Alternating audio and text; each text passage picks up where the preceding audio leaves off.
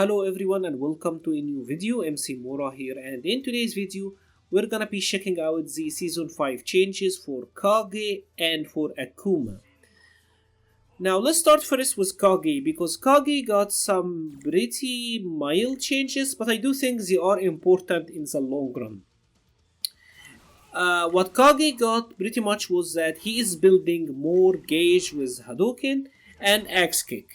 And I feel like this is actually a pretty good change for the character. A big part of playing Kage is walking back and forth, doing crouching medium kick into Hadouken, or like crouching medium kick into Axe Kick, etc. And having these attacks build more gauge for him is actually pretty good, because then he will have more EX bar, who then he can spend on more combos, and you know how it goes. So it might seem like a small change, but it is actually pretty significant in my opinion, all things considered, right? Like, it's one of these things that you might think is small, but in the long run, it is gonna build him more gauge and it's gonna have a substantial effect.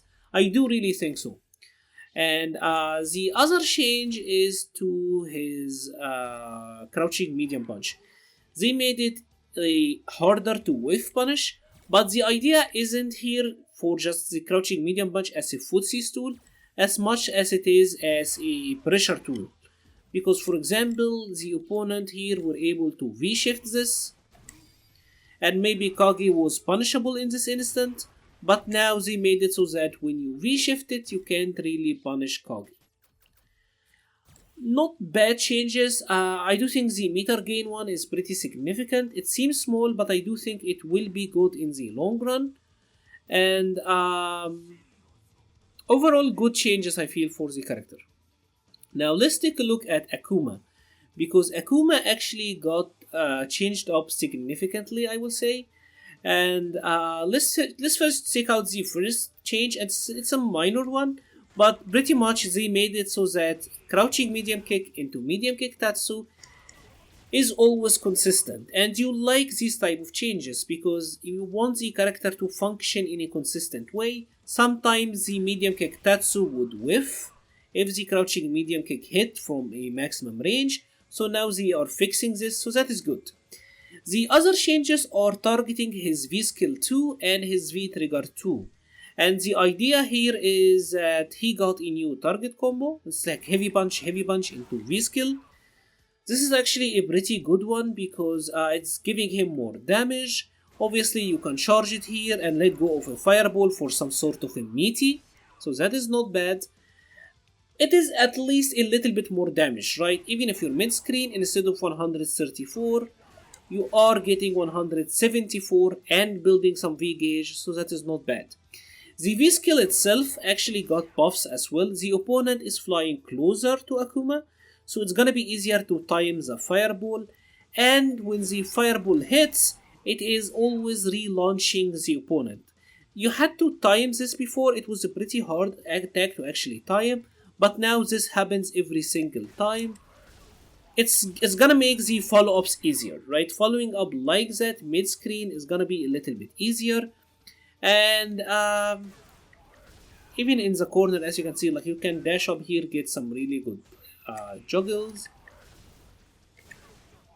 Maybe go for an EXTP if you want. If you're near the corner, you can obviously get more advanced combos. So these are some cool changes. Now the next changes are to his V trigger 2, and most of them are targeting the air EX Tatsu and the demon flip EX Tatsu. They are pretty much making them the same, and all of these are combo changes for the most part, right? They are adding more combo routes and more combo consistency. So for example, now with Akuma you can do something like this, right? This is something you could always do. Now when you are in V trigger, you can actually like cancel this into the teleport if I don't fail it miserably every time.